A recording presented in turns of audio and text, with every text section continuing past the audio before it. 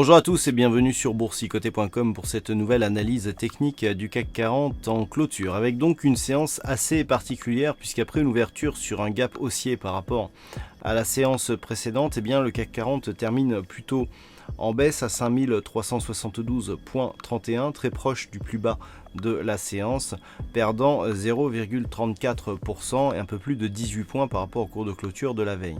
Alors au-delà du résultat donc en clôture où on a une nouvelle baisse, c'est surtout la configuration technique qui peut attirer notre attention. On a eu un quasi complément du gap. Alors on pourra effectivement penser qu'il est comblé puisque le plus bas ici de cette bougie se situant à 5418,48. Nous sommes ici sur le plus haut de cette bougie à 5418,20. Donc il y a 28 centièmes de point qui restent ouverts donc entre ces deux bougies. Malgré tout, on est sur des zones et donc nous pourrons considérer que celui-ci est comblé, même si d'un point de vue purement théorique, il ne l'est pas tout à fait. Mais dans la configuration technique, en tout cas, ce que l'on peut remarquer, c'est que ce gap agit toujours comme résistance, puisqu'après l'avoir quasiment comblé, eh bien, on repart ici et on clôture sous ce gap. Donc nous sommes ici sur une zone qui a ouvert un gap, qui agit comme résistance, et ça va être très utile pour la suite.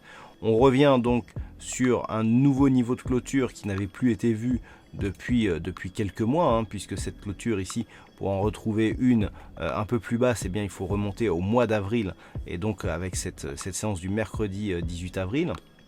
Donc le fait ici de revenir en clôture après avoir impulsé un nouveau point bas significatif va, je dirais, dans le sens plutôt baissier que nous avions défini hier. Du point de vue des indicateurs techniques, on continue à être neutre sur le RSI. Le stochastique qui entre dans sa zone de survente nous donne un signal plutôt baissier, avec donc une pression baissière qui s'exerce sur l'indice parisien. Le MACD confirme plutôt je dirais l'orientation du stochastique, et on a des volumes légèrement inférieurs à la moyenne, ce qui contraste avec la conviction que nous avons sur cette bougie. Je vais y revenir. La volatilité est elle aussi légèrement inférieure à la moyenne. Alors, on l'a vu, sur les indicateurs, il n'y a pas une conviction énorme. Par contre, le fait d'avoir ici une bougie quasiment pleine, alors on est sur un point haut qui correspond au centième de point près au niveau d'ouverture. Et on est sur un point bas avec qui n'a que 17 centièmes de point de différence avec le niveau de clôture. Ce qui montre qu'on a une bougie qui est quasiment parfaite du sens de la conviction, un mot rubosu donc, qui donne une force dans la direction d'évolution, à savoir ici une forte baisse. De plus, on avale totalement le corps de la précédente bougie et on vient ici sur des niveaux très proches de la bande de Bollinger inférieure. Donc après avoir tenté un comblement, le fait d'avoir cette configuration, le signal reste fortement baissier. Malgré tout, on a donc une clôture qui inscrit un nouveau plus bas de tendance court très court terme. Eh bien, on valide le fait ici d'avoir une succession de points hauts ici baissière, avec donc de nouveaux points bas significatifs qui sont inférieurs au précédent point bas. Donc on a une dynamique ici qui est en train de se confirmer à la baisse. Et si tel était le cas, le but, je dirais, depuis que l'on a d'autant plus cassé ici le retracement des 38,2% de Fibonacci, et ça je vous l'indiquais hier, l'objectif donc, de par ces éléments, reste un retour possible ici sur la zone des 5310 points, avec une zone donc 50-61,8 dans laquelle se situe cet objectif, sachant que 5310 c'est quand même une zone majeure. Le niveau d'invalidation donc de cette anticipation plutôt baissière se fera ici sur ce quasi-gap.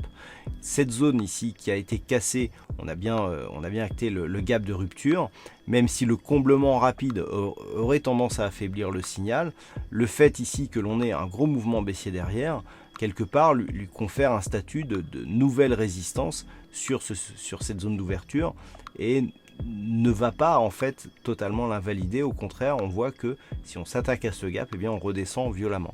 Donc si les cours remontent ici au-delà des 5420, on aura un début d'invalidation. Malgré tout, on a un nouveau plus bas significatif et donc il faudrait remonter assez haut, puisque même 5449 points ici ne suffira pas. Il faudrait vraiment s'affranchir la moyenne mobile 20 exponentielle d'une manière relativement forte pour commencer à impulser un début de possible retournement. Et naturellement, si on venait à casser ici le plus bas de la bougie d'hier, à savoir les 5366 points, eh bien la baisse serait confirmée, donc en direction des 5310 points. Veuillez noter que si l'on ne prend que ces deux bougies, eh bien nous avons une progression selon la loi de Dow qui est plutôt haussière, mais le fait d'avoir eu ici un gap d'ouverture qui se transforme en avalement sur le corps, eh bien invalide totalement ce début de tendance haussière naissante. Voilà donc ce que l'on peut dire sur cette configuration du jour, donc qui est baissière, hein, bien entendu. Du point de vue des statistiques, alors je vais donner les statistiques, mais vraiment purement à titre d'information. Elles ne sont pas diffusées sur le site puisque le nombre d'occurrences est encore très faible. Alors la probabilité est plutôt baissière pour les prochains jours. On a 8 occurrences seulement sur les années sur lesquelles sont calculées donc ces statistiques, avec donc dans 5 cas sur 8 eh bien une progression baissière à partir du niveau d'ouverture de demain. Voilà donc pour cette analyse et ce point CAC 40 en clôture. Passez une bonne soirée, on se retrouve dès demain pour d'autres analyses techniques, toujours sur le site boursicoté.com.